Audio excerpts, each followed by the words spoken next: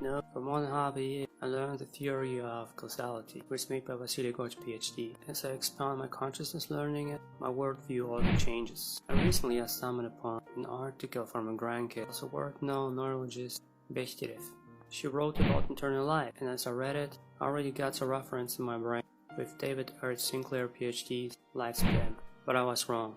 His agreed of internal life was seen from the viewpoint of purpose, which is actually in alignment with the theory of causality. And in both theories, it is not just about healthy lifestyle, and not just living in co-creation with the Creator, which is God, which I was told by my mentors Klaus and Roba, but also the presence of the true purpose in life, and its existence expands the lifespan. So the main reason why people are dying naturally is not getting a new purpose in the right time, or not having a purpose at all. What I will learn from goch is that those both factors, besides a healthy lifestyle, is essential to achieve eternal life. I'm looking forward for your comments in the comment section.